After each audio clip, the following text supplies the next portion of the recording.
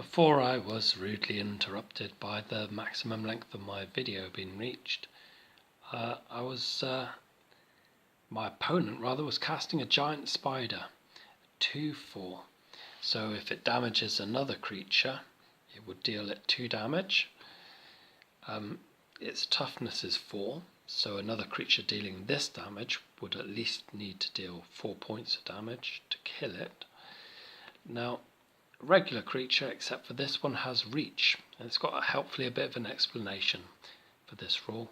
This creature can block creatures with flying, so a spider, if you can picture it now, a spider can cast a big web. It doesn't fly itself, but it can catch flying creatures. So you can kind of begin to see how the cards make sense when you look at the picture and get an idea of the theme and flavour going on. But anyways, before I go off on a tangent, my opponent casts a big spider for 4 mana. Now, I can't do anything about that. You might remember I have a counter spell in my hand. I might be able to respond and say no if I had a blue and 1 of anything else mana. All my lands are tapped, so nothing for me. I can't do anything about the spider. My opponent might choose to move to combat now. As you can see, we're in their main phase. They could choose to go to combat, seeing as they've got a goblin that could easily be eaten by my scorpion. They won't bother, so the goblin stays put and they pass the turn back. Now, Holy Mantra again, untap, upkeep, nothing to do, draw, I draw a card. What have I got? Alluring Siren. This is a 1/1 creature, a siren, that when I tap it, so when I play it, I can't use it straight away, but when I can tap it, it says target creature an opponent controls attacks you this turn if able. So the idea is I lure them into their death if it's in my favour to do so, of course. So I'll put that in my hand. And for my turn, I play an island, and I'll play my Alluring Siren. So this creature will come in. Do I want to attack? Well, I don't want to attack with my flying men, because they'll be eaten by a spider. I don't want to attack my opponent with my scorpion, I don't think, because it just doesn't deal enough and I might want to defend against something. I cannot attack with my Alluring Siren, but I do have that 2 mana open, so I pass the turn back to my opponent. So didn't untap there. So my opponent untaps a land. Nothing to do in their upkeep. The next step is to draw a card. My opponent draws that. I don't see it, of course, theoretically. And then the opponent puts a land into play for their turn.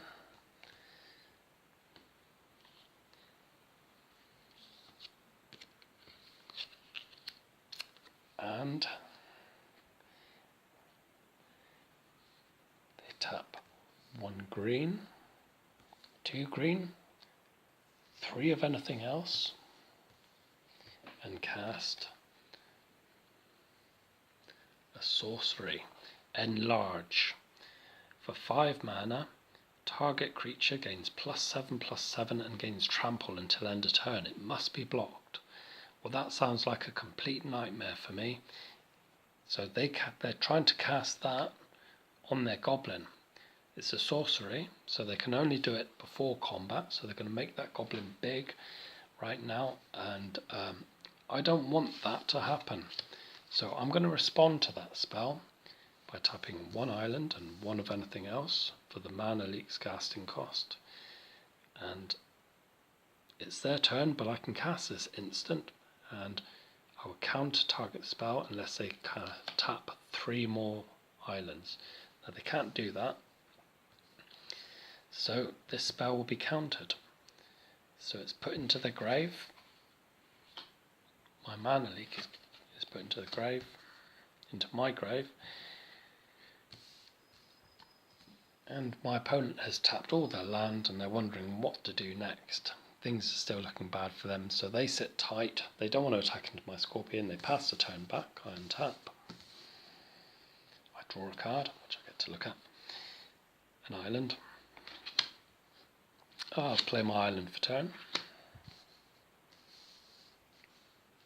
You can just about see what land I've got going on here. And well, I don't want to attack yet. However, I do have some shenanigans in mind, so I'll pass the turn back to my opponent. Now my opponent untaps. Nothing to upkeep. They draw a card. They put a land into play. It's a mountain this time.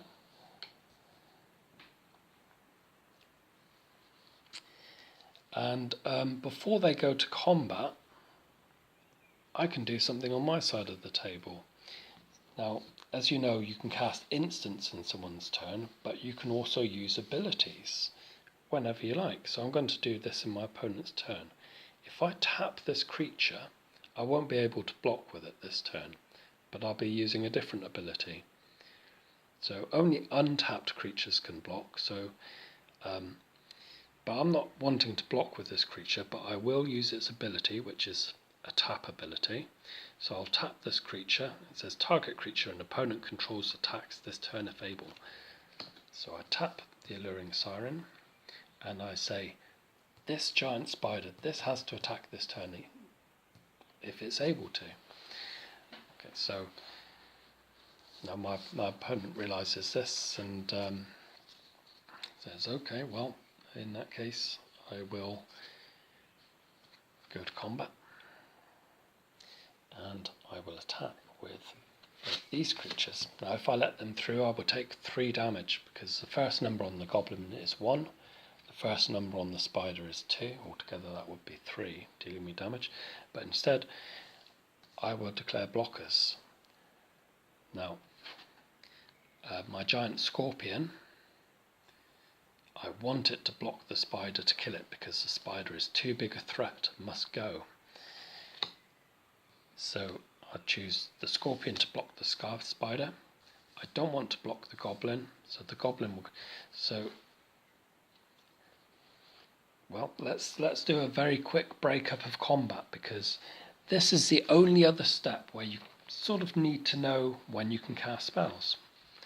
So got a little mantra for this one as well, and this is very brief.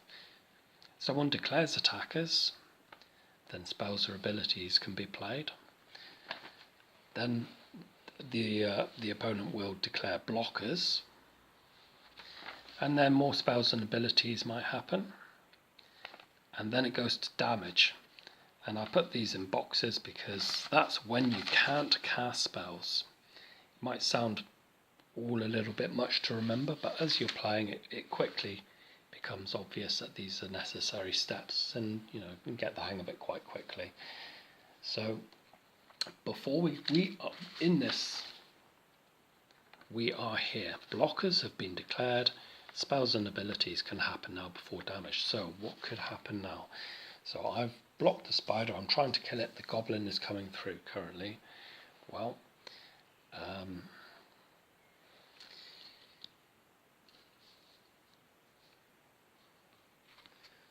let's see. I think there aren't going to be any spells this turn. Oh, my opponent is going to do something. They're going to cast... They're going to tap 1 forest, and they're going to cast Giant Growth.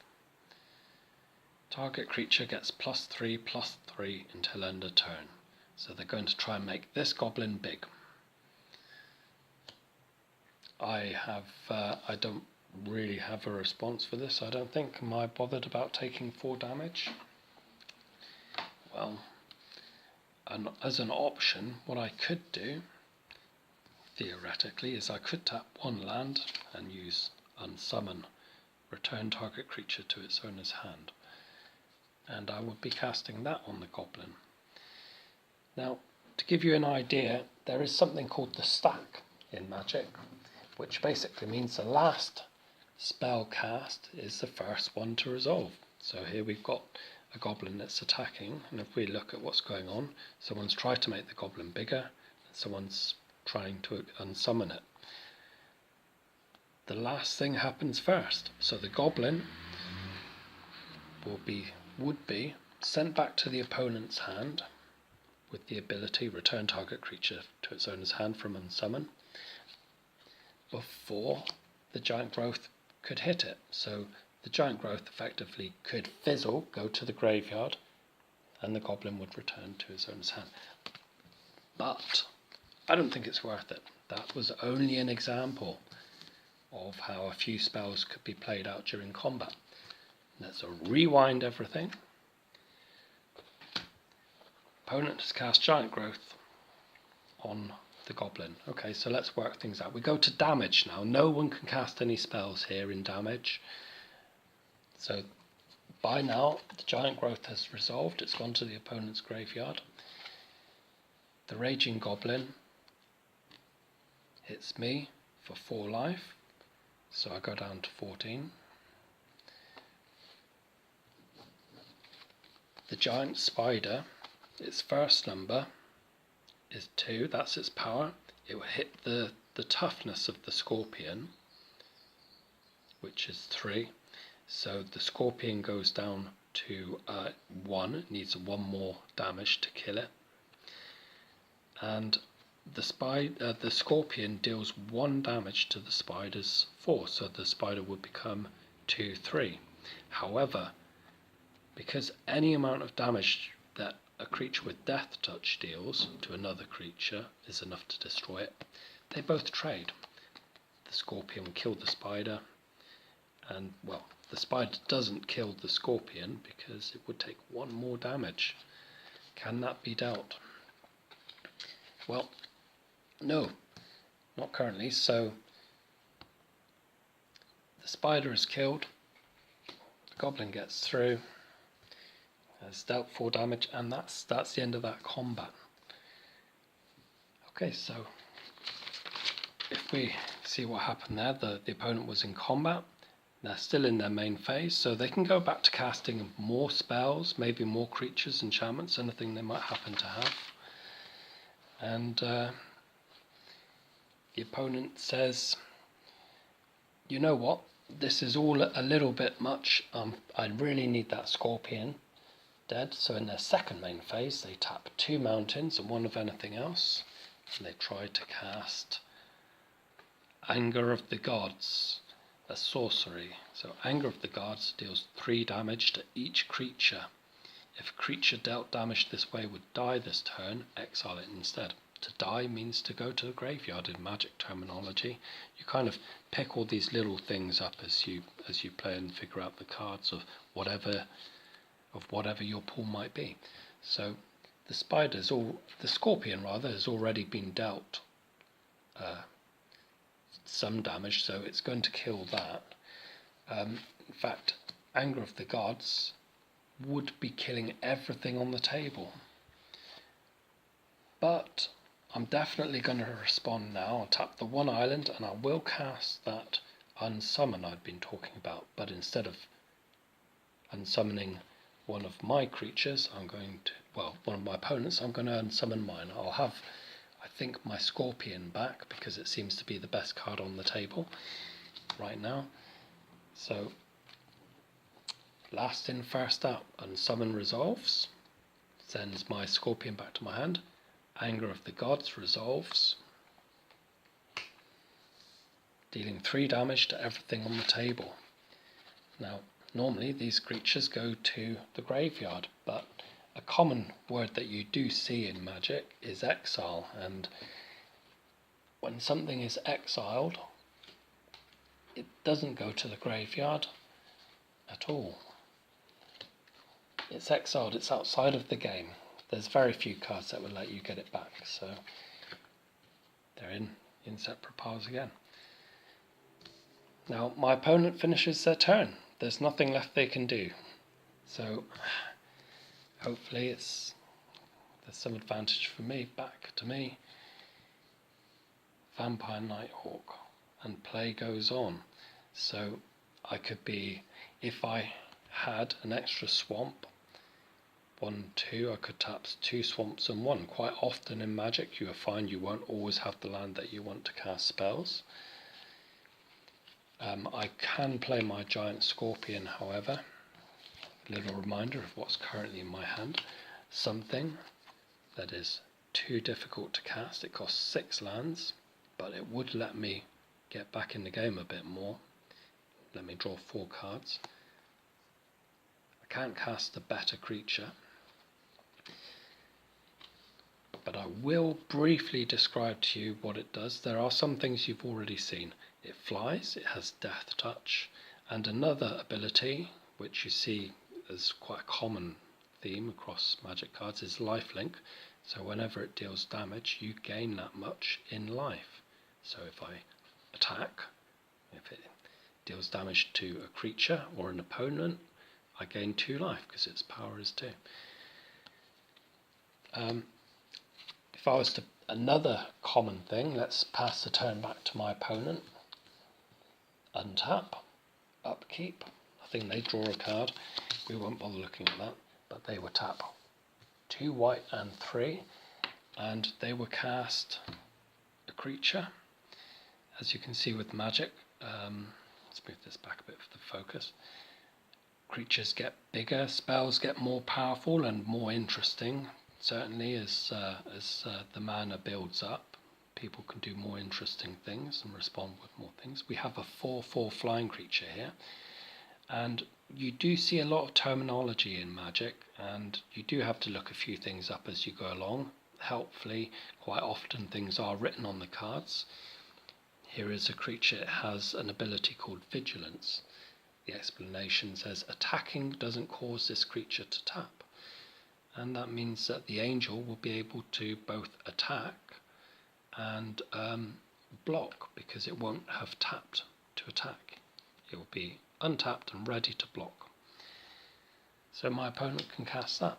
Now I'm pretty much going to end it there, but the game would go on and players would be pushing these creatures through, past each other's creatures, and will be casting spells and things in order to deal the other opponent damage, and eventually getting their life total to 0 will win the game. There are other ways of winning the game, but this is Magic in really its simplest form. And although this took a long time, in the grand scheme of things, this interaction of dun dun dun dun dun cards coming down can happen within just a couple of minutes quite often, and games of Magic tend to last typically 10 to 20 minutes. And there are a few holy mantras to remember that you do get used to as you play the game. You know, the untap, upkeep, draw is the first part, and then the main phase. You know, you can cast instants in all of these phases, but sorceries just in your main phase, enchantments and creatures just in your main phase. And in the Deck Builder's Toolkit you have a more detailed explanation of these phases and what you can do in these phases that you can refer to. But really, once you've played a game or two and sort of muddled your way through it, that's when things get really interesting, and you can see the intricacies of the game and how you can be creative within it in order to get one up on your opponent. And lots of room for creativity and comedy throughout as well. But this is really just the game in its most simple form. Casting a few creatures, tapping or swinging at your opponent, as people like to say, and casting a few spells to get there. Well, I hope this will help you, I hope it will kickstart you into enjoying a game or two, and give you some understanding to make it a bit simpler. Right, I'll leave it at that. Best of luck. Bye bye.